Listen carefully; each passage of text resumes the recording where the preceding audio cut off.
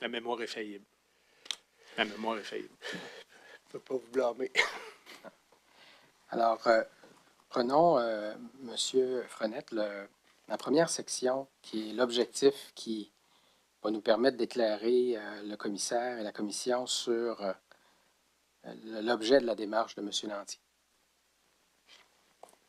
Pourriez-vous nous le lire? Oui. Dans le cadre de l'acquisition du PGI, la société souhaite faire appel au marché public pour l'acquisition d'un PGI de services professionnels pour l'implantation. Les services professionnels représentent une part importante du contrat. Les équipes responsables de la rédaction de critères et celles de la conformité contractuelle rencontrent des difficultés d'application et souhaitent obtenir des orientations de la part du ROC. Le problème se situe au niveau du degré de précision des critères et des attentes minimales. L'objectif du document est de proposer au ROC des orientations pour l'élaboration des critères de sélection en service professionnel. Donc, si je comprends bien, l'objet de la démarche, c'est qu'assurer ses arrières pour M. Lantier, c'est de vous soumettre une approche puis de s'assurer que ça représente bien votre compréhension des choses. Exact. Et que ça respecte les règles de gestion contractuelle. C'est ce que je comprends de... Et je comprends de M. Lantier qu'il a peut-être lui-même une perception à l'effet qu'on n'est pas tout à fait conforme à la façon habituelle de décrire les critères d'évaluation à ce moment-là. M. Lantier doit vouloir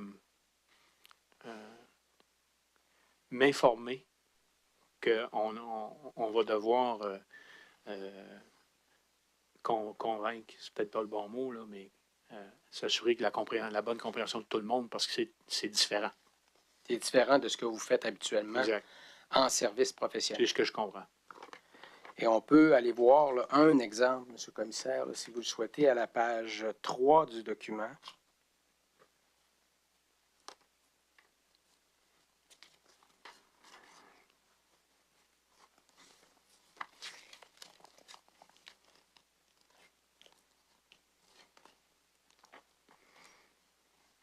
Et là, évidemment, on réfère à des règles qui sont prévues à l'annexe 2 du règlement sur les contrats de service des organismes publics. J'aurais nous de dire qu'il n'y a rien dans le décret ou dans le CT de 2015 qui réfère à l'annexe 2 du règlement. C'est exact, ça? Oui. Donc, ce n'est pas géré par le CT à ce moment-là, mais on s'en remet à l'annexe 2 en raison du fait que ce sont des services et que généralement, on applique l'annexe 2. Exact.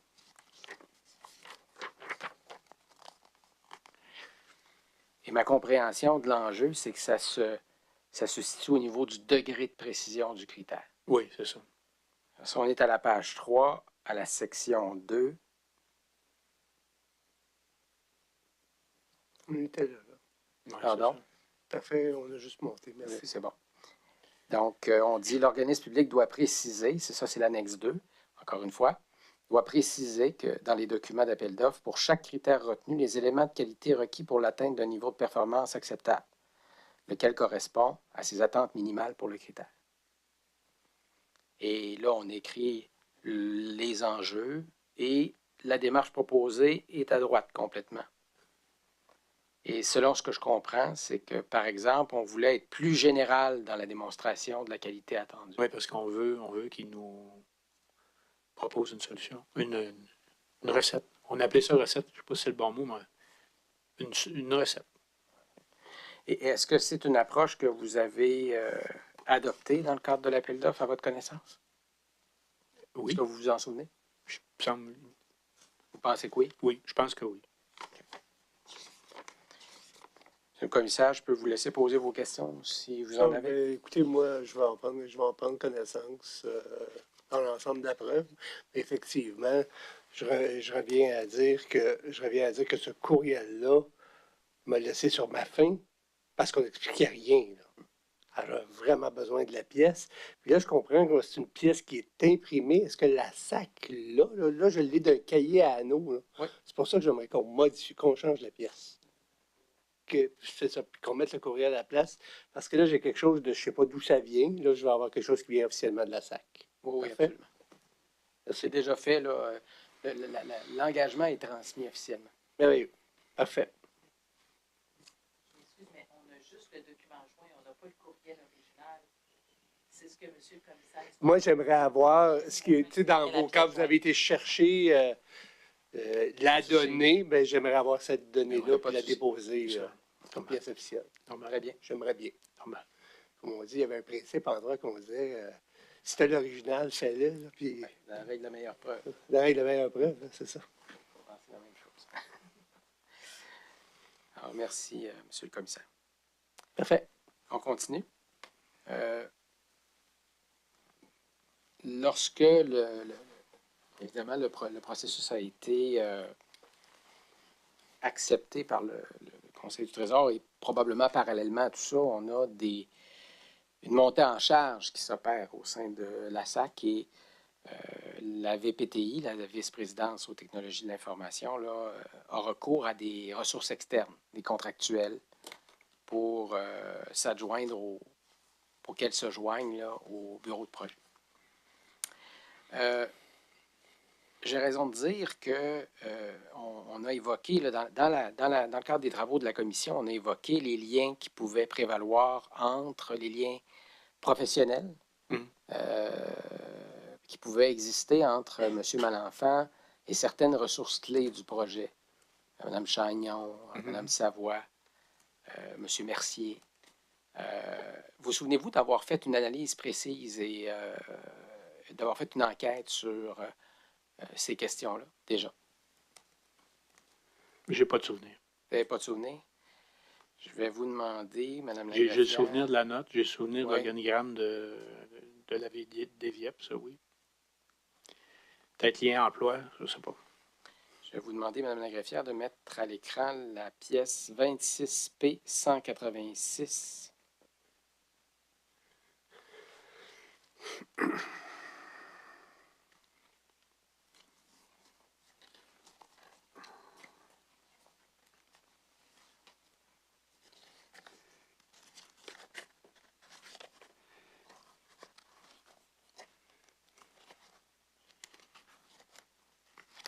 « 26P. 186. C'est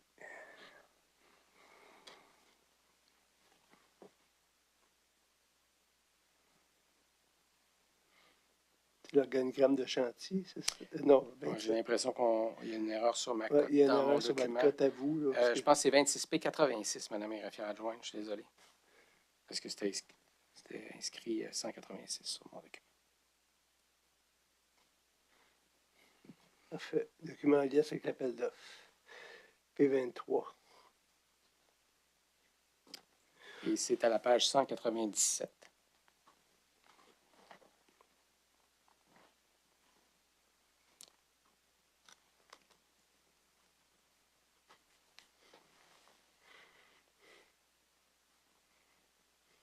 Oui, ça, je m'en rappelle.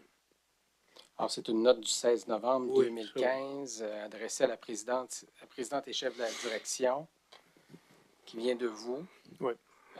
dont l'objet est information additionnelle et analyse complémentaire à la note transmise par Sylvie Chabot, CPA, directrice de la gestion de la conformité contractuelle. Exact. Vous souvenez-vous d'avoir travaillé sur cette note-là? Oui. Et cette note-là, si je ne m'abuse, là, faisait état des vérifications que vous aviez faites Oui, c'est ça. relativement aux liens pouvant exister entre M. Malenfant et certaines ressources du projet. Suite à l'information qu'on avait reçue, oui. Et quelles sont les mesures de mitigation qui ont été mises en place pour donner suite là, à vos différents constats relativement aux relations antérieures entre M. Malenfant et des ressources? Et il y en a eu, en fait, il y a eu une multitude de mesures, mais dont l'objectif était toujours d'aller chercher l'expertise tout en réduisant l'influence au maximum. Vous saviez à ce moment-là que la SAC n'avait pas ces expertises? Oui, bien, il y avait eu plusieurs. En fait, M. Malenfant, il n'était pas le seul qui avait fait ça parce qu'à la SAC, on avait exécuté un plan directeur des ressources humaines, dans le fond. Et chaque vice-présidence, en collaboration avec les ressources humaines, avait eu à travailler pour son plan.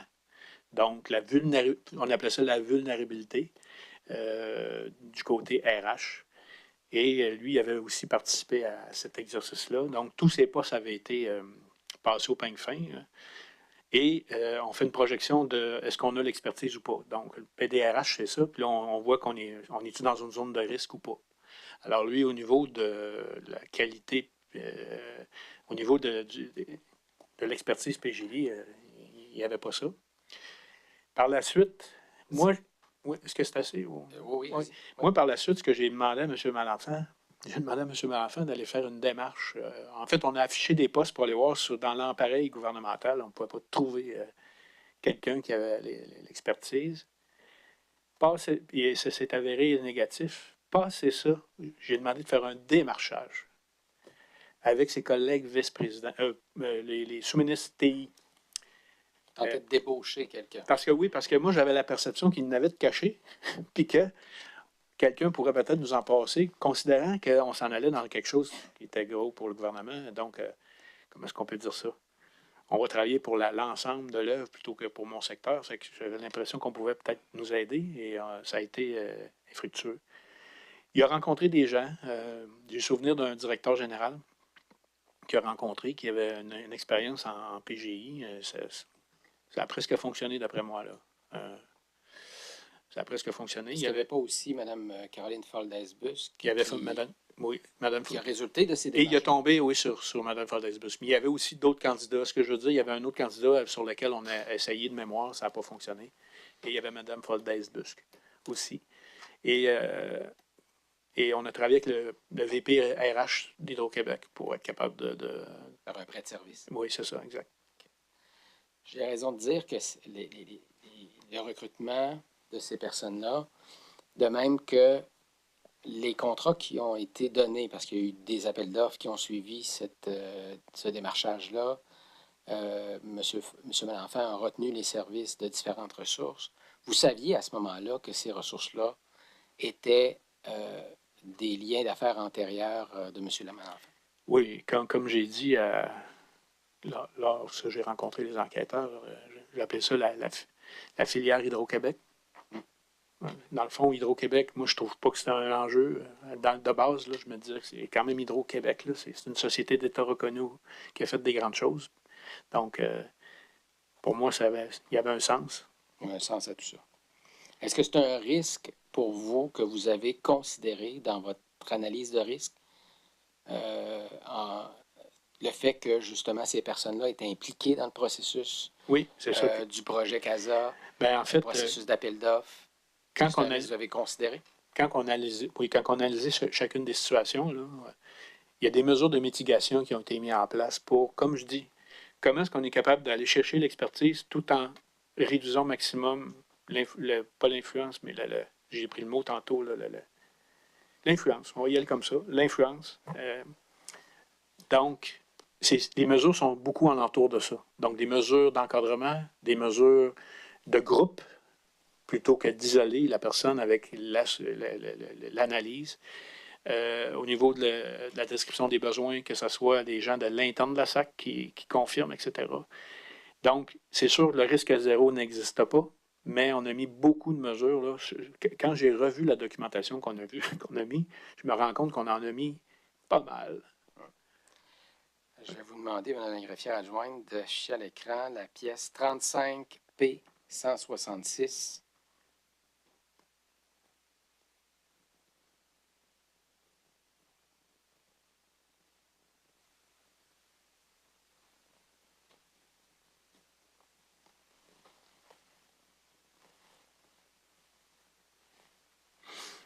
Est-ce que c'est un document que vous reconnaissez? Oui, oui. Alors, il s'agit d'un document de présentation intitulé Risques technologiques, analyse de risque sur le processus d'acquisition du PGI. Présentation au CTI Cap-V du 3 décembre 2015. Si on descend à la seconde page du document, alors il y a la mise en contexte, évidemment. On parle du programme de transformation, le positionnement PGI. Et je vous demanderai, Mme la greffière, de prendre la page 5 de 13.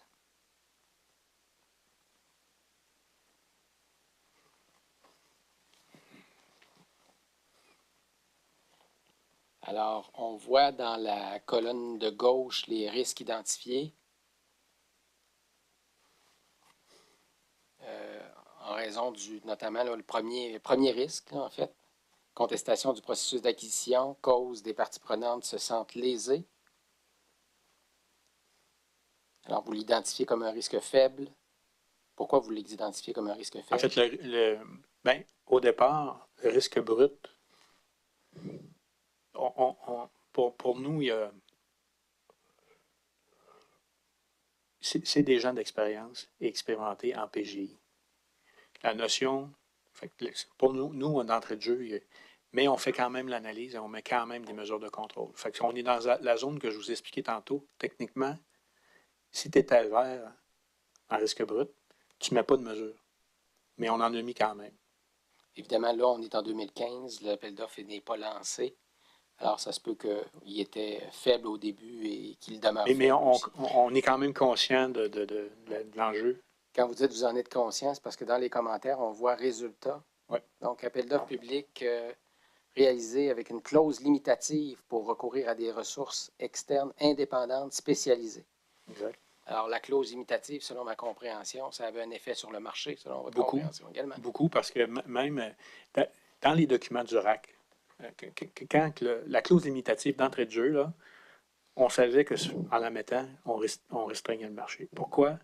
Parce que normalement, en TI, si c'est une compagnie, ou on va dire une compagnie qui a plusieurs ressources, nous, on en veut 5 ou 6, là, peu importe.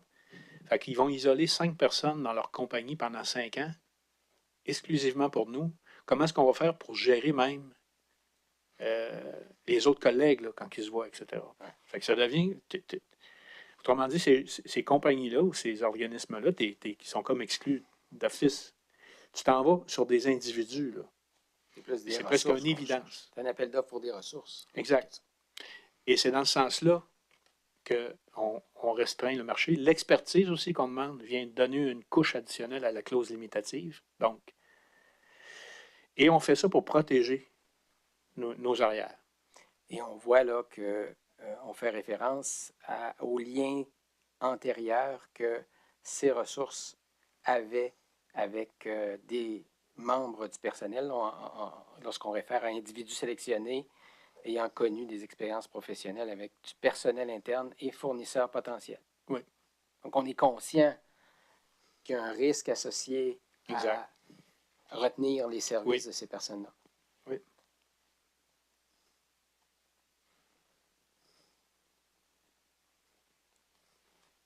De telles analyses de risque, vous l'avez mentionné dans votre témoignage, là, qu'il y a des mises à jour de ces risques-là qui se font au trimestre. Oui, oui.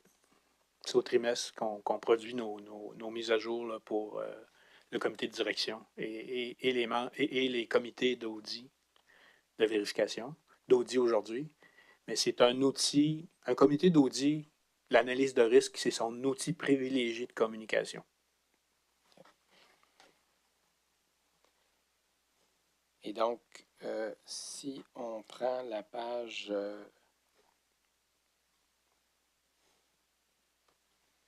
10 du document,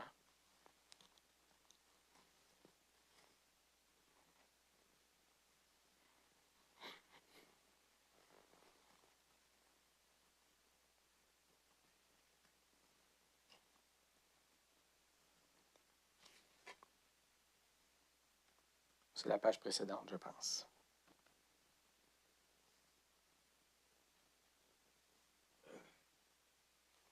Non, je pense que ça va être dans l'autre document. Alors, monsieur le commissaire, on va prendre la pièce 42P 255.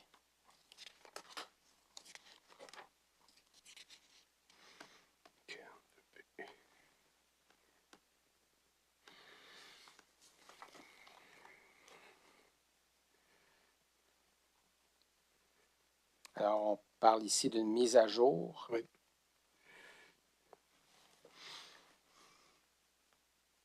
Février 2016. Je vais vous demander, Mme la greffière adjointe, de prendre la page 5.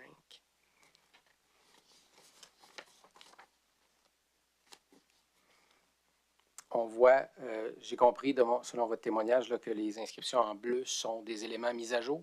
Exact. Donc, on voit toujours le risque de contestation et encore une fois, la même référence au risque relatif aux individus sélectionnés ayant connu des expériences professionnelles avec du personnel. Et là, vous ajoutez analyse de la composition, neutralité et compétences des comités d'évaluation effectués et concluant. Et il y aura également un vérificateur externe qui est malade. On commence à ajouter nos mesures de Au mitigation. fur et à mesure que Oui, les qu'on mesures de avance. mitigation sont C'est ajoutées, ça. je comprends que vous mettez à jour votre évaluation de risque. À la page 7, toujours de la pièce 42P 255, là, on va plus dans le détail. On fait référence ici encore à la clause limitative. Et là, on explique les contrôles. Exact.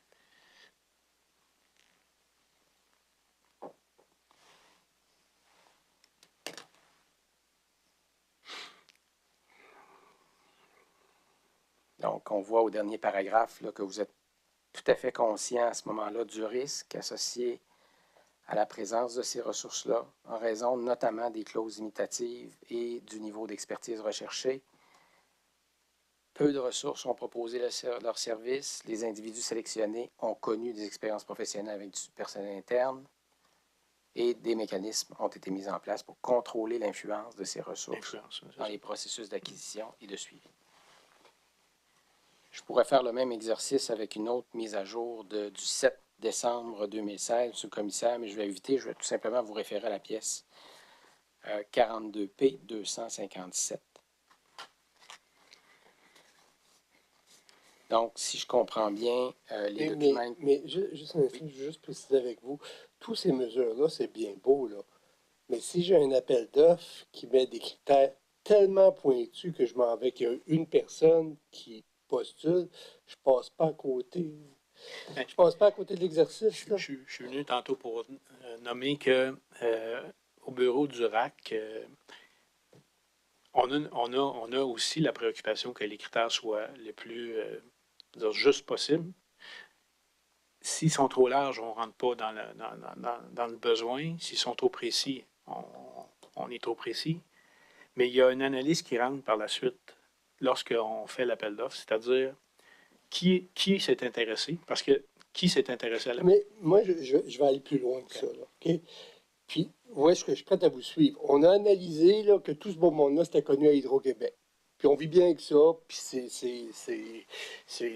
su, c'est vu, puis Hydro-Québec, c'est une boîte sérieuse, puis il s'est développé de l'expertise là-dessus. OK? Parfait. Et deuxième des choses, on décide d'aller en appel d'offres, compte tenu de la valeur des contrats. Là. On a à peu près tous des contrats à 1,2 million, là, quelque part dans l'histoire, là. À peu près. OK? Et là, on met des critères tellement pointus que même si j'ai un paquet, j'ai un paquet de mitigation de mes risques, ce qui fait en sorte qu'un critère, ben, en tout cas pour un rock, peut-être que je suis naïf, là, que je me poserais la question, là, c'est tellement pointu que c'est M. X qui vient d'Hydro ou c'est Mme Y, là. Ce qu'on a fait, ce que je voulais ajouter, c'est que dans l'analyse de qui s'est intéressé à l'appel d'offres, puis qui a dit oui, qui a dit non, ben, on a eu 21 personnes. C'est possiblement des personnes, je n'ai pas le détail, ou des C'est entreprises. des personnes, là, c'est... Des personnes qui ont voulu appliquer sur l'appel d'offres. Il y en a une certaine quantité qui n'ont pas soumissionné parce que c'était trop limitatif. Il y en a d'autres qui avaient l'expertise, mais sur 5 ans, ils trouvaient que c'était too much. Oh non. Fait qu'on a quand même, autrement dit, il y a quand même cette analyse-là de ce document-là me permettait, moi, comme un rock, de dire, ben, oui, c'est précis, il y a une précision, mais il y a eu quand même une quantité de personnes qui est venue s'intéresser, puis les raisons invoquées, c'est pas j'ai pas l'expertise, nécessairement. Il y en a que c'est ça, mais il y a quand même un nombre de personnes, plus que 4. Certains, c'est parce qu'on les a vus, là. C'est déjà en preuve. Certains, okay. là, d'arrive à peut-être 2, mais il y en a un qui ne se qualifie pas parce que les critères sont tellement pointus que finalement, on n'a jamais vu c'était qui, qu'est-ce qui était proposé par la deuxième personne. Puis l'autre. Puis c'est une personne qui par hasard est relié à M. Malenfant. L'autre chose qu'on a faite pour l'appel d'offres public, là, pourquoi? C'est une question. La question, c'était qu'on voulait que la sélection, on voulait que les CV là, soient lus par un comité indépendant de Karl Malenfant aussi. Ça n'a pas été fait, ça? Oui, Ça a été fait.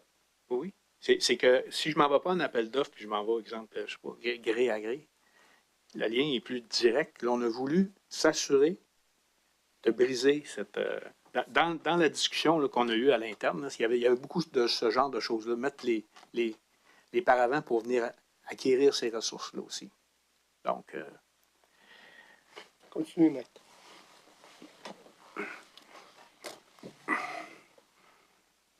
Mais, M. Frenette,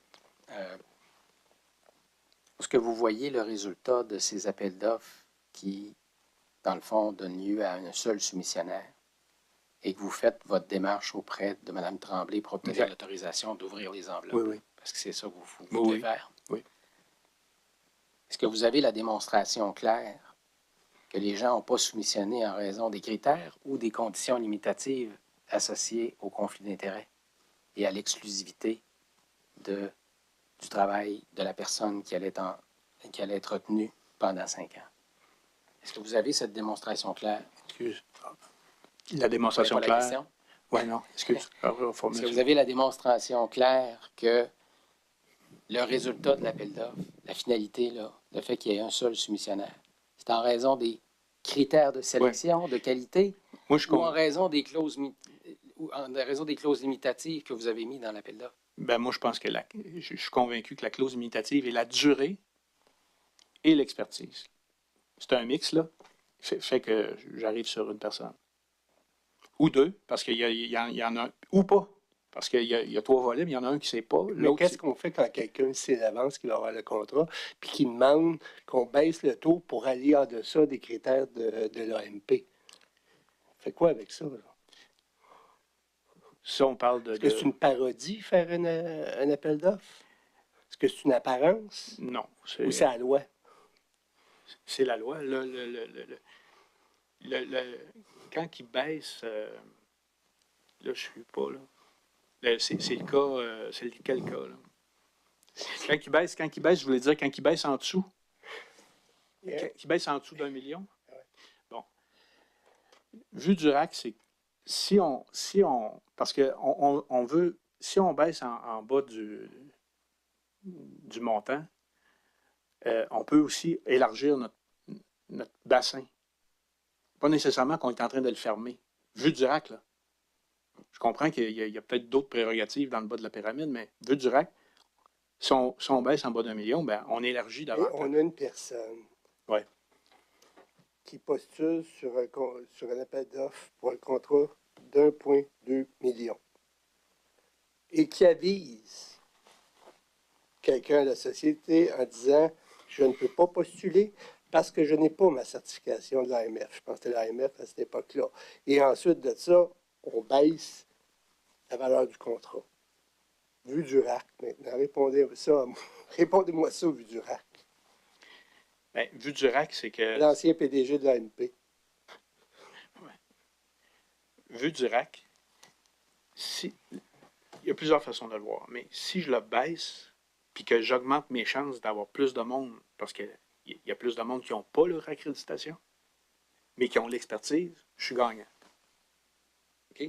C'est un peu comme. Donc, j'augmente le marché. C'est un peu ça que je vous dirais, là, sans aller dans toutes les. Par où je peux passer mon analyse, là, mais j'arrive là. OK.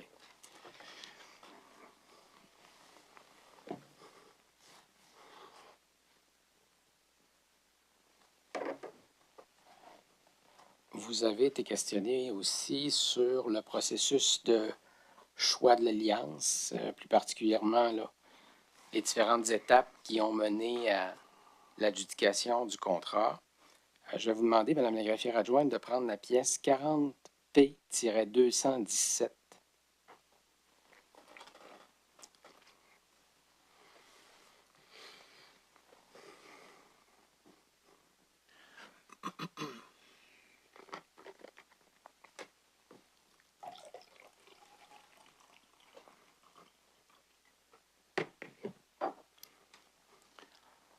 Alors, c'est une note au comité de direction de votre part, M. Frenette, du 5 mai 2017.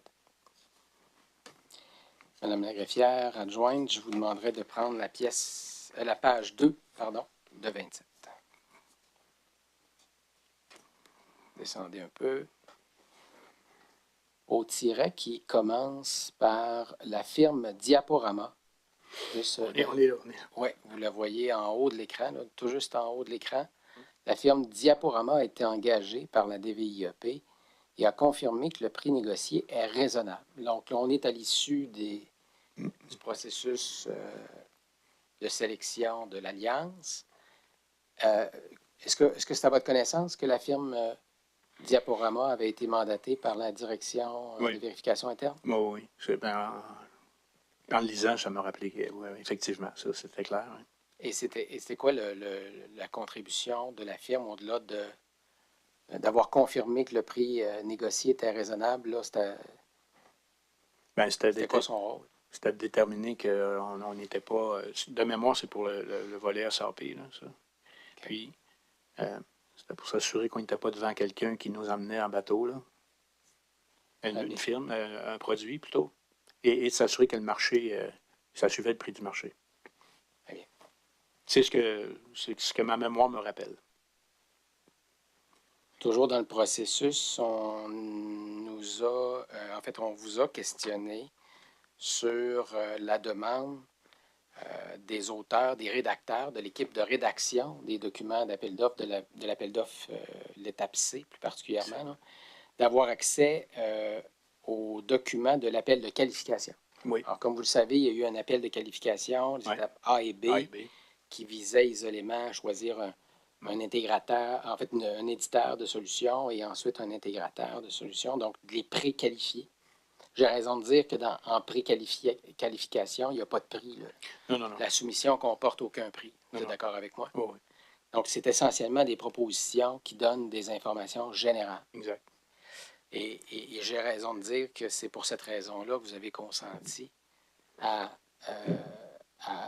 permettre aux rédacteurs de l'appel d'offres C d'avoir accès aux propositions. C'est pour ça que ça fait du sens.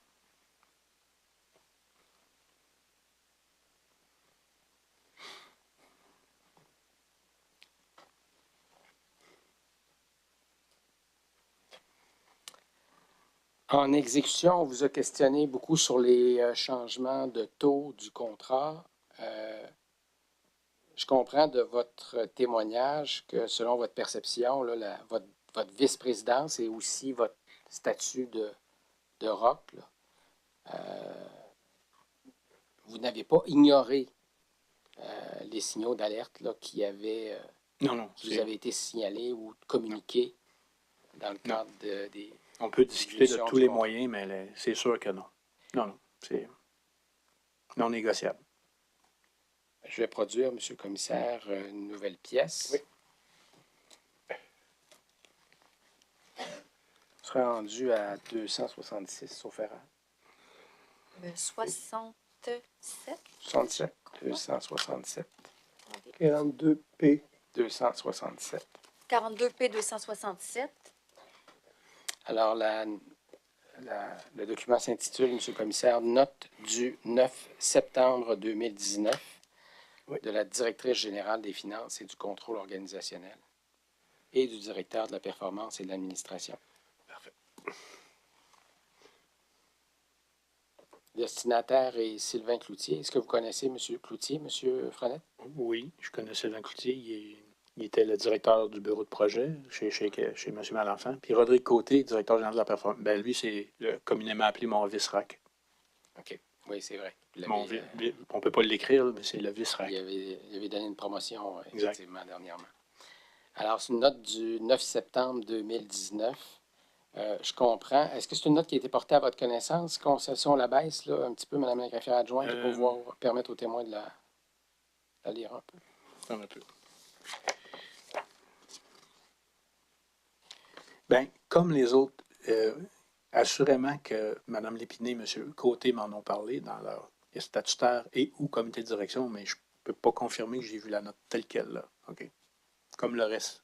Mais c'est à votre connaissance que Mme Lépinay, M. Côté ont analysé cette question-là des taux horaires Oui, bien, c'est oui. en 2019. En cohérence de ce qu'on s'est dit depuis ce matin, oui. Très bien.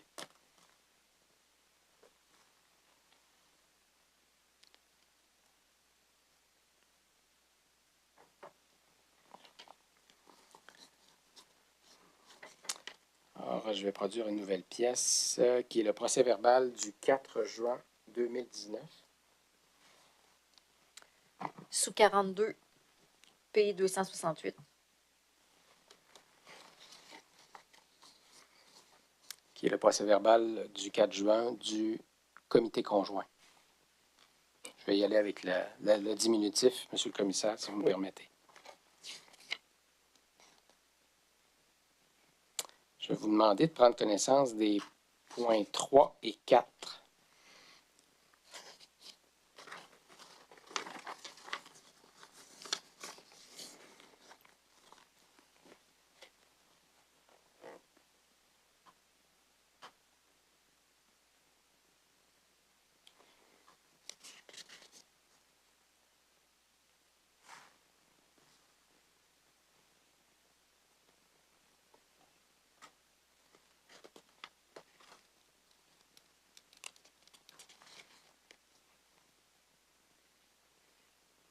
Donc, au 4 juin 2019, au 4 juin 2019, la VPTI et chef de projet CASA présentent les différentes étapes de la livraison 2 au comité conjoint, qui est composé, rappelons-le, de 10 administrateurs sur 14, si mon souvenir est exact.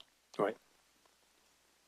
Je comprends que vous étiez là, au comité. Je me suis joint au point 3.2. Et si on descend la page, Mme la greffière, à la page suivante, Le rapport EY. on voit que le rapport EY est exposé, la 3e revue. Quel était le rôle de EY à votre souvenir, M. Frenette? EY était là pour nommer en fait, valider que le programme, que le projet CASA, son exécution et ce qu'on avait comme information dans l'exécution du projet était correct et les enjeux étaient bien nommés. Autrement dit, on avait que les enjeux là, potentiels, c'est pas juste des enjeux réels, là, mais les potentiels aussi étaient nommés en termes de gestion de projet, de la réalisation, comme on dit depuis le début. Et on a ajouté à ça, en cours de route pour L2, aussi le volet gestion de changement. Parce que dans L1, on n'a pas eu ça de mémoire. EY n'a pas regardé la gestion de changement dans L1, mais dans L2, on a embarqué EY pour le volet de gestion de changement. EY ne regardait pas, par contre, les business cases et toutes ces histoires-là. Est-ce qu'il y avait un espace de discussion avec la firme pour justement échanger sur leurs différents constats lors de ces rencontres-là? Oui. Oui. Et aviez-vous l'occasion vous-même de communiquer votre expérience avec la livraison 1? Oui, on l'a communiqué, mais c'est ça que je disais ce matin, on l'a déposé, mais je ne me rappelle pas dans un comité. À quel rapport vous l'avez déposé? C'est ça. Mais oui. Et c'est sûr qu'on voulait être plus robuste à L2 encore. Là. L'objectif, c'est d'être robuste. Je vais produire un autre document, Monsieur le commissaire. Oui. Qui est la lettre de M. Sébastien Dubé. Est-ce qu'on l'a communiqué? Oui. 269? Oui. Je comprends que c'est peut-être pas le bon témoin, M. le commissaire, mais c'est pertinent de... On a parlé du rapport EY et du fait que EY était payé par LGS. Donc, on a une lettre de confort de la part de M. Dubé. Je vous suis. Allez. 268.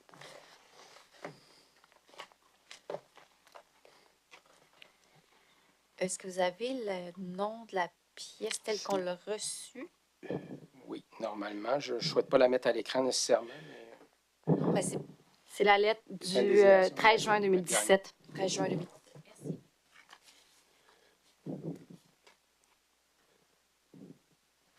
C'est bon.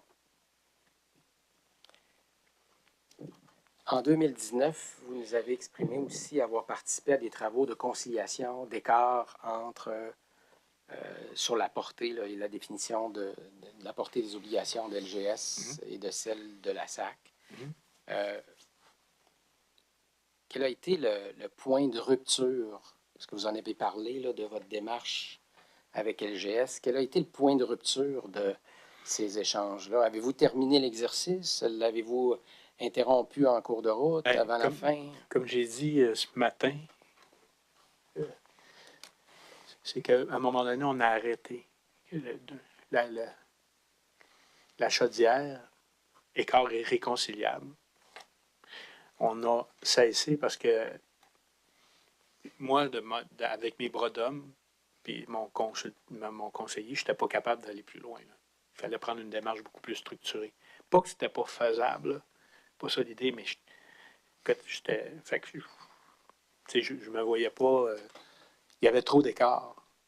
Les écarts étaient trop importants. Dans les irréconciliables. C'était trop nébuleux. Mais au moins, on savait que ça l'était là. On n'était plus en train de penser que peut-être que ça l'est. Là.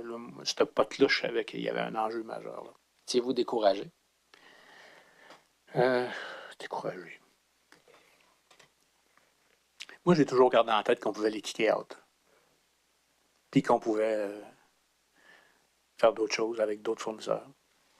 Il faut toujours que tu te mettes dans cette posture-là. Ouais. Pas dans la posture qu'il faut que tu continues absolument. Là. Donc, j'étais découragé. Quand je suis allé au CTI Cap-V du 13 février, j'étais plus nerveux que l'habitude. Plus anxieux que l'habitude. Quand je suis rentré, puis j'ai fait la présentation, c'est pour ça qu'on me demande souvent qui était dans la salle, honnêtement. Là. Je sais qu'il était 10 sur 14, mais j'étais dans focus. J'étais en mission d'aller leur porter l'histoire.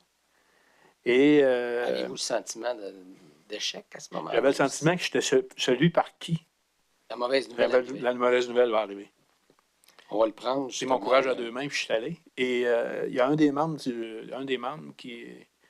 C'est le seul que je me rappelle qui s'est levé, qui est venu me serrer la main après. Il m'a dit « Bravo, tu as fait ta job. » Ça a été ma paye. Je suis sorti. On va le prendre, justement, le procès-verbal 28P108. Cette réunion du CTI Cap-V du 13 février 2020.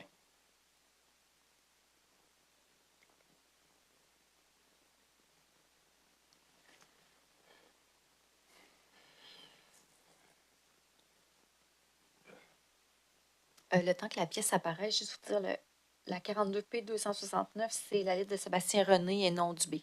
Oui, désolé. Merci. Puis là, ça va 28P quoi? 108. Parfait. Procès-verbal de la rencontre. Oui. Du comité conjoint. Du 13 février 2020. Exact. Madame la greffière adjointe, je vous invite à prendre le point 4 du procès-verbal.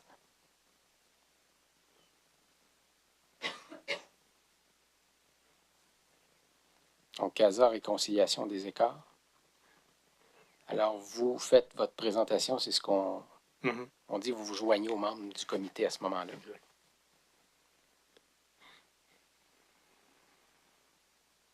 Dans le fond, c'est moi qui fais la présentation. C'est vous qui faites la présentation et non le VPTI.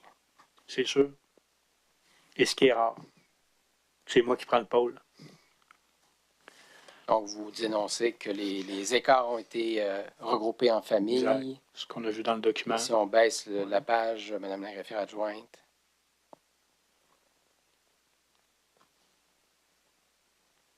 Là, vous dites, la Société et l'Alliance ont convenu de poursuivre leur réflexion sur la portée, la vélocité, les options pour diminuer le niveau de risque.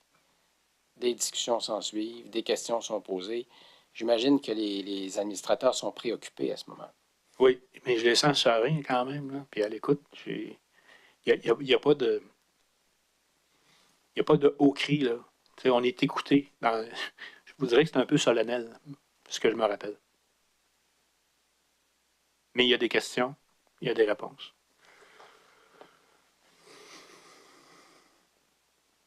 Et quand vous dites que vous aviez la posture de l'hypothèse que vous les sortiez du projet LGS, Alliance. Toujours. Mais est-ce que cette hypothèse était plausible? Avez-vous analysé les risques associés à Oui, je ne sais pas si on l'a cette fait. hypothèse-là, Je à ce l'ai- moment-là? Je ne sais pas si on l'a fait formellement. Mais ce que je me souviens, c'est qu'on veut aller plus loin. On veut continuer le plus loin possible, là, mais ce qu'on veut, là, c'est si ça arrive, le moment de rupture, on va avoir nos actifs, on va avoir un bon nombre d'actifs qui vont rester capitalisables, OK? Parce qu'ils vont être utilisés pour continuer par la suite. Avec d'autres, là, s'il faut, ou seuls, s'il faut. Mais Vous parliez des lots. oui, c'est ça, c'est qu'on veut pas se ramasser avec la moitié d'un moteur puis la boîte à côté, là. Donc, c'est pour ça que les lots, on veut se rendre à un niveau où on va pouvoir y aller. Puis il y avait les clauses de garantie, il y a les clauses de garantie là, dans ces situations-là aussi, là, qui rentrent en ligne de compte. Donc,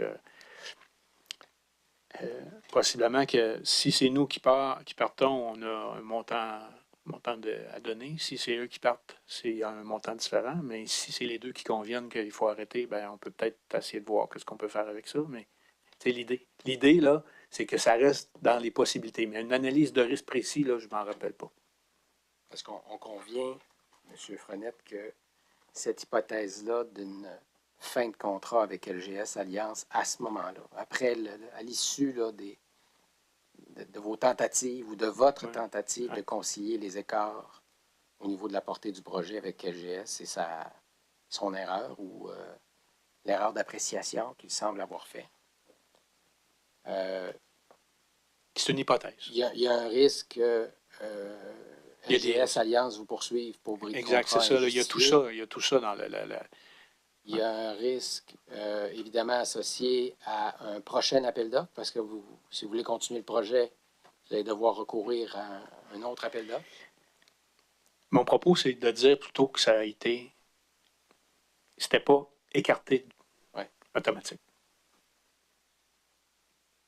Mais si je vous suggère que vous n'aviez pas vraiment le choix. Oui, c'est possible aussi.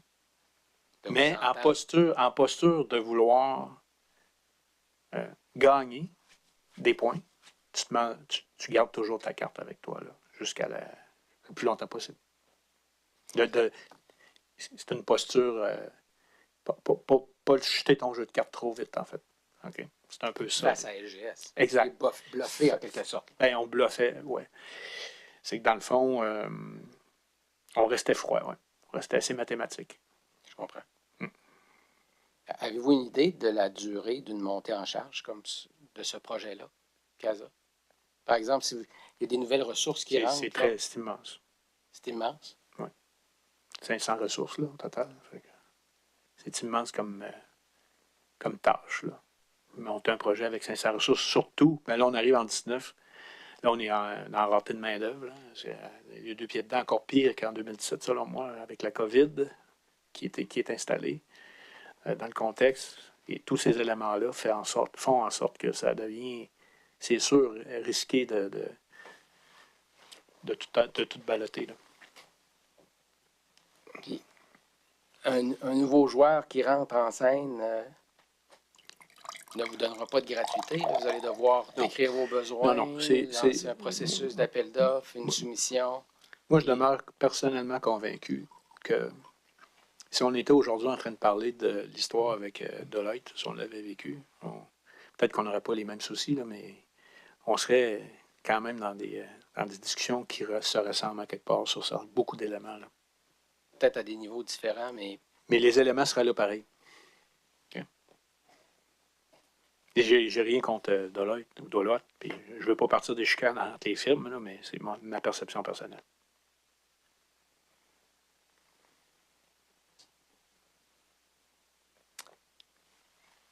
Je vais vous demander, je vais produire un nouveau document, Monsieur le commissaire. Oui.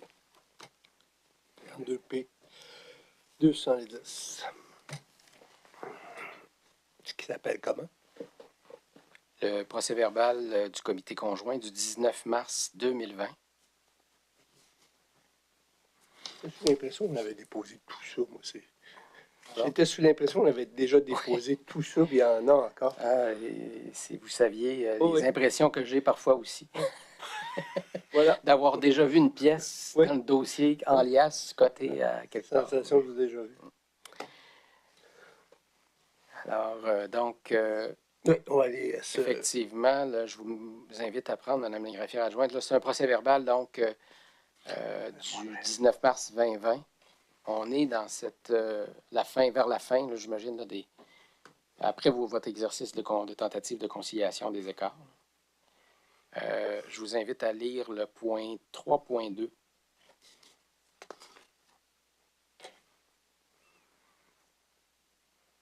Allez lire 3.1 d'abord, M.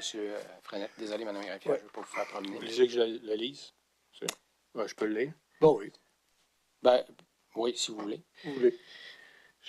Pour 3.1, suivi de projet, la vice-présidente technologie et chef de projet CASA, la vice-présidente ressources humaines, finances, performance, dépose au procès verbal sur la cote une présentation sur le suivi du projet CASA, tableau de bord exécutif. Le vice-président de technologie et chef de projet fait le retour sur le positionnement CASA, plus précisément échéancier porté, couverture d'affaires d'une sélection de logiciels, choix d'une solution de marché.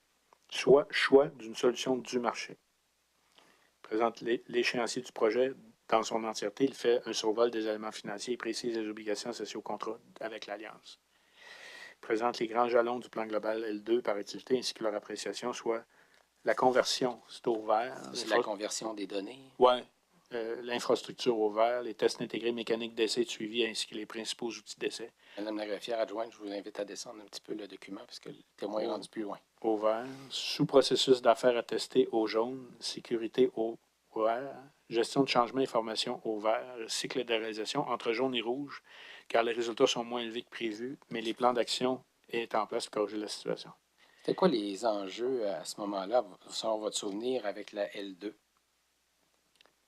Parce que là, on vient de terminer la L1. Ouais.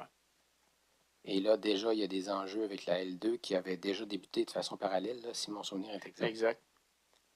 C'est des enjeux de vélocité, entre autres. Oui. OK. Donc, on a un plan.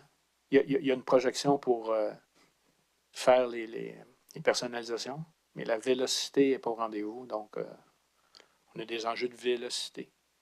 Donc, de capacité des équipes à atteindre une vitesse de croisière. Exact. Et ça, il y a eu beaucoup de travail qui a été fait là-dessus, là, c'est sûr, d'ajustement là, pour que ça augmente. Et là, M. Frenette, on est au 19 mars 2020. Qui ne se souvient pas du 13 mars 2020? On est en pleine pandémie. C'est quoi l'incidence de la pandémie dans le cadre du projet? Particulièrement là, dans cette période charnière de mars. Bien, comme dans toutes les... De base, là, qu'on on n'aurait pas eu le projet, on a changé de monde, tout le monde. Hein? On a changé de monde, tout le monde. Et donc, pour la société, on a dû momentanément focusser sur la sécurité de nos clients, la sécurité de nos employés, maintenir nos opérations. Et tout en continuant à faire avancer le projet CASA. Je vais l'appeler comme ça, tout le temps. Et le projet CASA qui se mettait lui aussi en un mode nouveau. Là.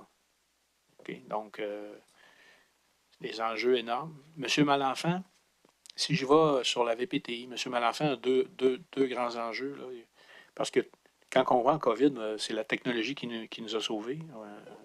Tout mettre notre personnel avec les outils technologiques, etc.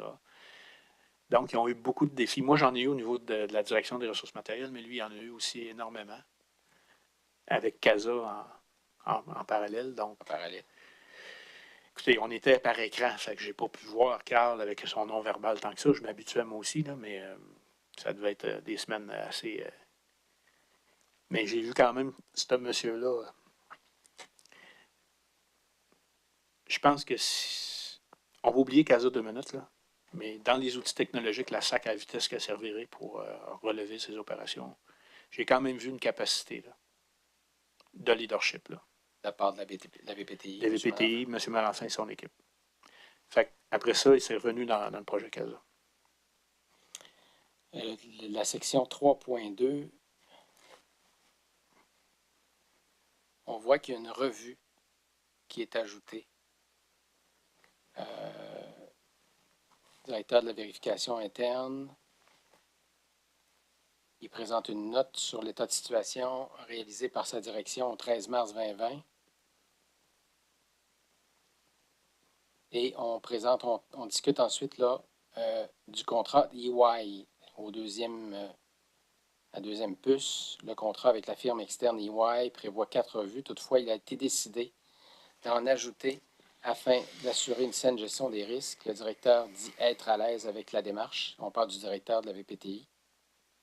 Pas de la VPTI, de la DVIEP.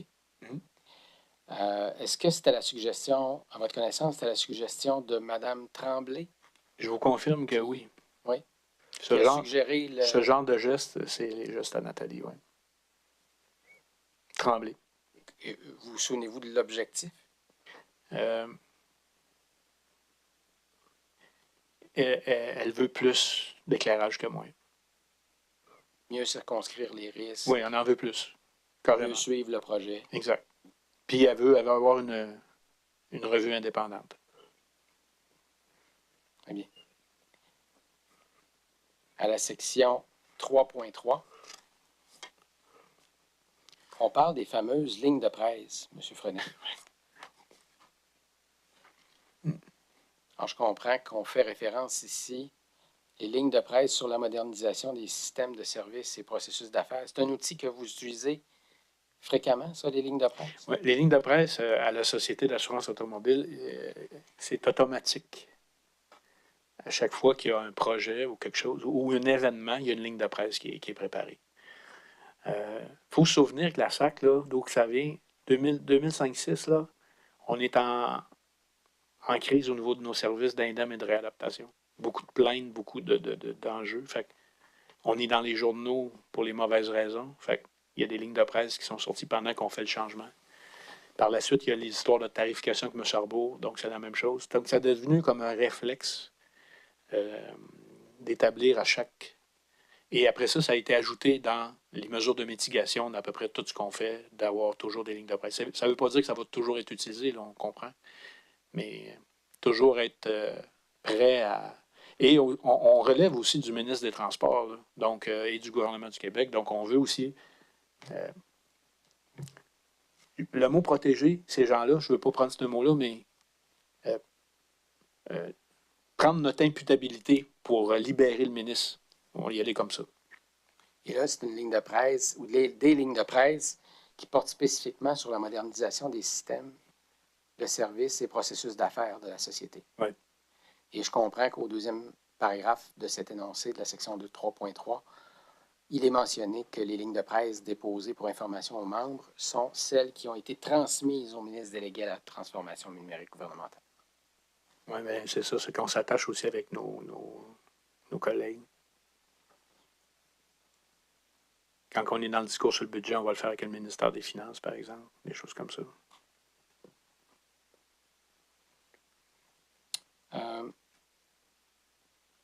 Monsieur le commissaire, je vais procéder à la production d'un...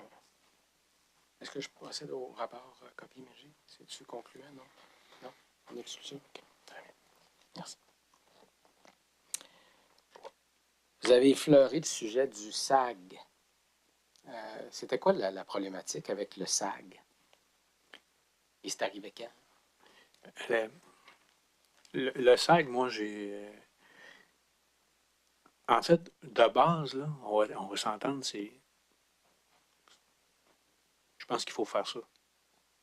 Quand vous parlez du service d'authentification gouvernementale. Donc, il faut avoir ça au Québec. J'ai aucune... C'est justifié. C'est justifié, pas de souci. Quelle incidence ça avait dans l'incidence, bien, c'est sûr qu'en termes de... Dans un monde idéal, de le jumeler à ça clique, je pense que ça fait du sens aussi. Ça peut même peut-être réduire les coûts d'implantation et tout ça.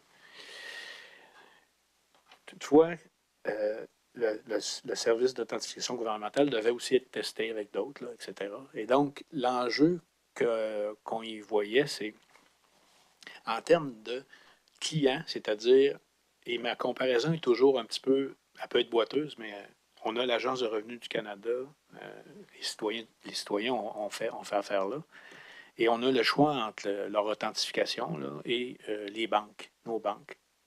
Ce qui fait que ceux qui sont déjà avec des banques, ben, au moment au bon moment pour le client, hein, pour moi, je vais transférer peut-être avec l'authentification gouvernementale. Là, c'est que quand on va mettre Go Live, ben, l'idée, c'est que je vais obliger mon monde qui sont à la banque de changer de système.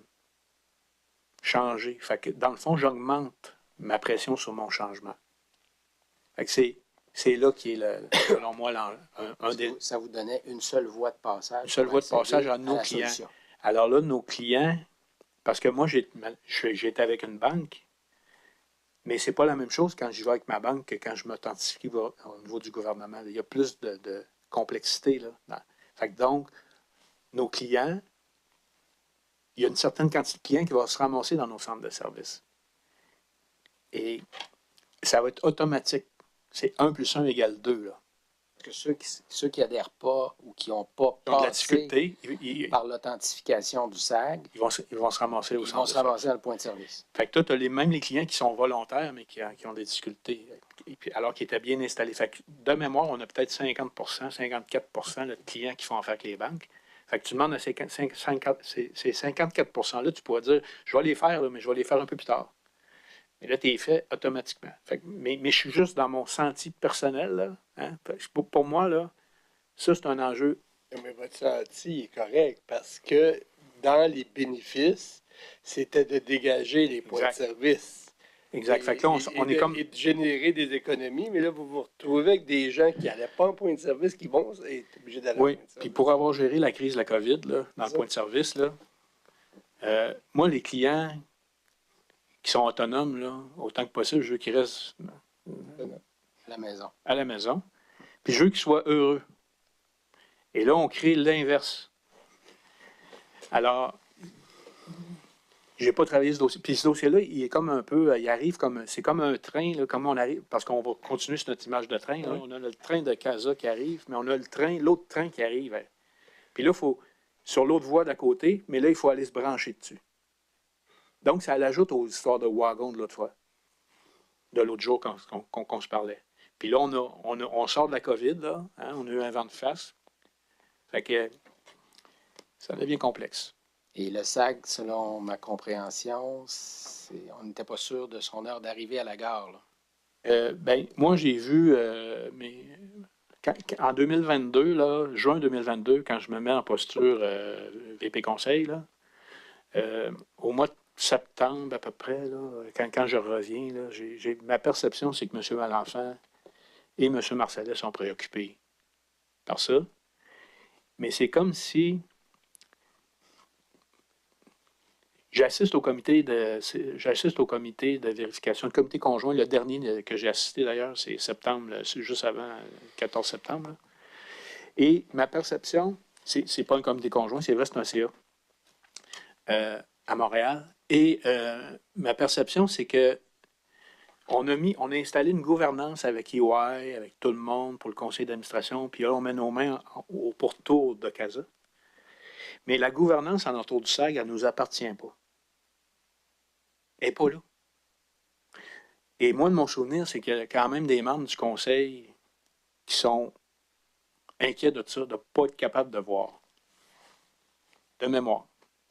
Il y a des questions. Mais je suis en conseil, là, je suis un peu commandeur, et j'observe le non-verbal et les réactions. Et j'ai l'impression et l'inquiétude de M. Malenfant, oui, est présente. Et j'ai raison de dire que le SAG est imposé à la société comme clé d'accès. C'est ce que j'ai compris, oui. C'est que c'est un eau, on n'a pas le choix. On n'a pas le choix, c'est imposé par le gouvernement. C'est une perception. Et j'ai pas le dossier là-dessus. Mais je me suis pas fait dire qu'on avait le choix.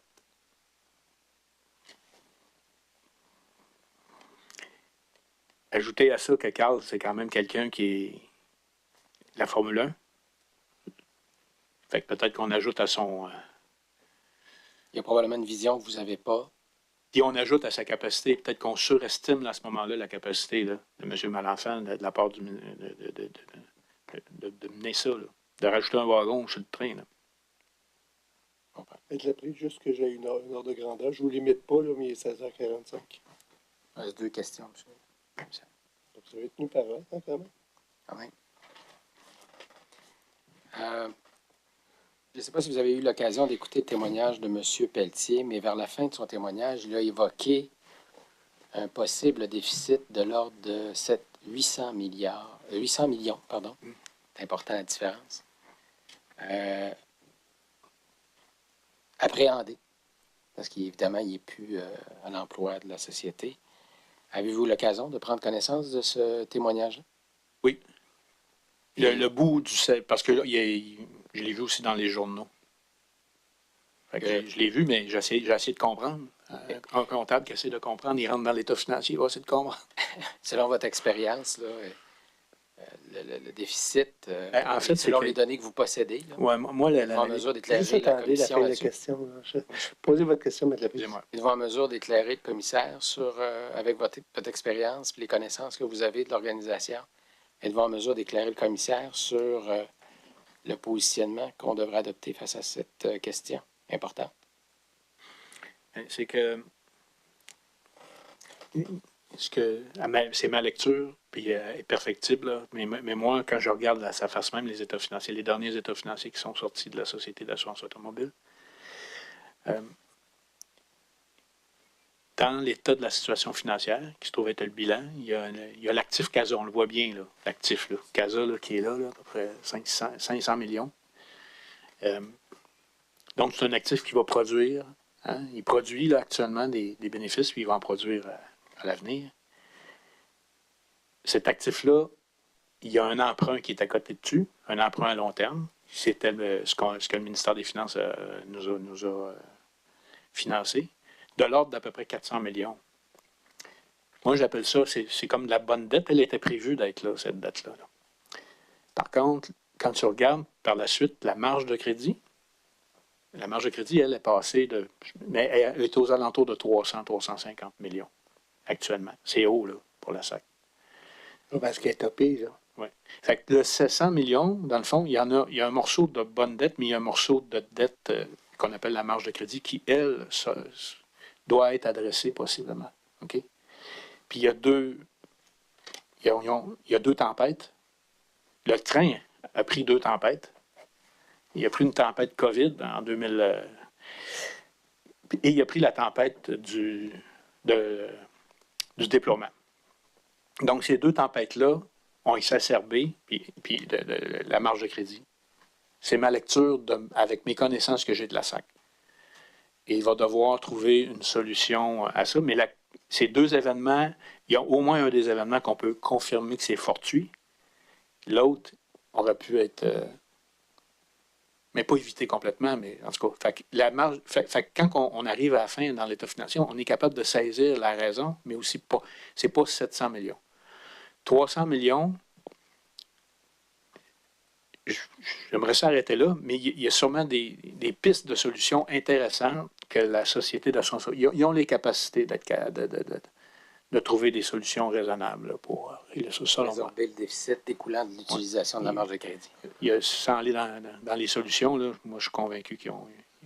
Et aussi, c'est qu'il faut voir que la petite SAC, ou la SAC mandataire, elle est consolidée ligne par ligne dans les états financiers du gouvernement. Donc, elle est sous le plein contrôle total du gouvernement du Québec. C'est ça que ça veut dire, ligne par ligne. Tu ne peux pas la contrôler plus que ça. C'est une ligne par ligne. Donc, on a le ministère, les organismes centraux, tout le monde peut contribuer à régler la situation. Oui, c'est un enjeu. On est capable de comprendre d'où il vient. Et je m'arrête là. Et comme dernière question, j'ai le goût de vous demander, à la lumière de tout ce que vous entendez sur le projet SACLIC, le projet CASA, la transformation numérique, quel est votre sentiment par rapport à ce projet-là aujourd'hui, avec tout ce qu'on sait et avec les décisions que vous avez prises au fur et à mesure des années là, qui ont passé dans le cadre de ce projet-là? Ben, mon senti a même bougé par rapport à l'exercice que je viens de vivre avec vous, parce que je manquais de recul. On manque de recul. Quand tu as travaillé d'arrache-pied pendant des années, ton recul est dur. C'est difficile d'avoir ton recul complet et de dire voici. Et c'est un projet innovateur, on en a besoin. Et mon senti par rapport à ça, c'est que moi, c'est sûr, le fonds d'assurance a été redressé pour les besoins des clients. Les politiques tarifaires, les politiques de capitalisation ont été faites aussi au bénéfice des citoyens du Québec. Bon, fait que CASA est aussi faite pour ça. Force est de constater que ça va prendre un peu de temps, un peu plus de temps. Hein, Ça va coûter plus cher. Ça va coûter plus cher. Alors, l'impact client vient nous chercher au plus profond de nos valeurs. Donc, mais est-ce qu'on devait faire le virage numérique? À sa base, oui. Okay? Donc, mon senti, c'est est-ce que le domino de mise en œuvre, le dernier domino, hein, c'est le dernier domino de Go Live et de mise en œuvre, je vous dirais que c'est possiblement ce que je comprends aujourd'hui, que c'est le plus important, parce que c'est lui qui va faire que tes pronostics d'avant vont se réaliser en grande partie ou pas. Fait que, comment faire pour que ce domino-là, parce que là, quand tu arrives à cette étape-là, tu es pris là.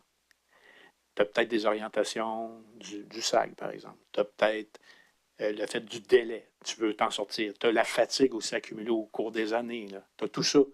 Comment est-ce qu'on fait pour objectiver la décision, cette décision-là au maximum? C'est un peu là que je suis pour être sûr que il va en avoir des impacts, mais de la réduire au maximum, l'impact client. L'impact pour les. Et comment l'objectiver? Ben là, ça ne peut pas être le vérificateur interne seul dans ça ne peut pas être lui. La firme, à ce moment-là, hypothèse qu'elle arrive par des taux réduits, là, comme on en a parlé ce matin, ben, c'est peut-être pas le bon joueur non plus. M. Malenfant, il est en bout de course, puis possiblement qu'il a le goût d'en finir aussi. Je n'y porte pas de mauvaises intentions, mais c'est humain. Là, OK? Fait qu'il faut trouver, c'est qui peut nous ramener? Ben, on a un ministère du numérique qui peut peut-être venir. Mais je rebondis sur ce que Maître Laprise dit, puis effectivement, j'attendais beaucoup de cette question-là.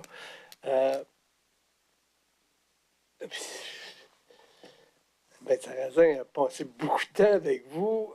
Des signaux, il y en avait.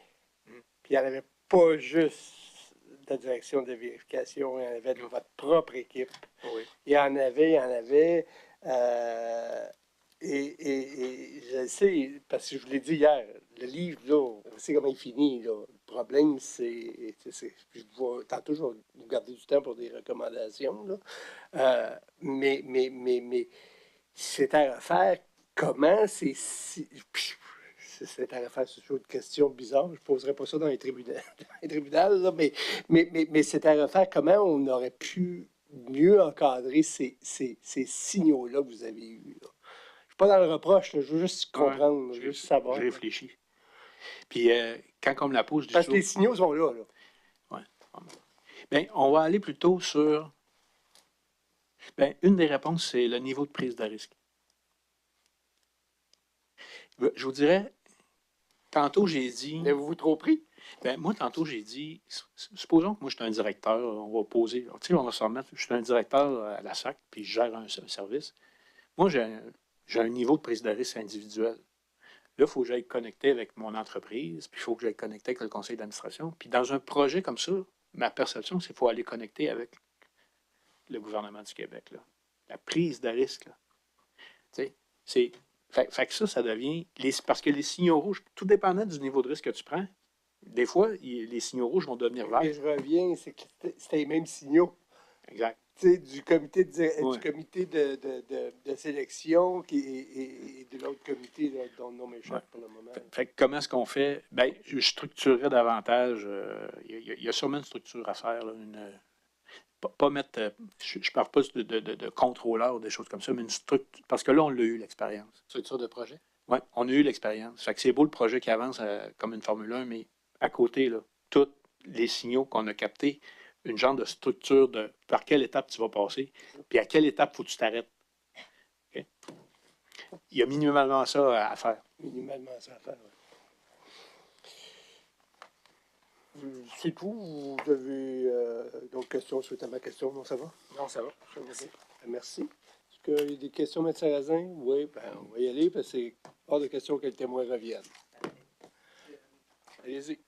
Oui, mais si vous me donniez 5 minutes, là, 5 minutes, que je parle parfait. à mes Parfait. collaborateurs. C'est excellent. Parfait. Merci. 5 minutes, je reviens. Puis je vous garde un petit peu après pour le recom.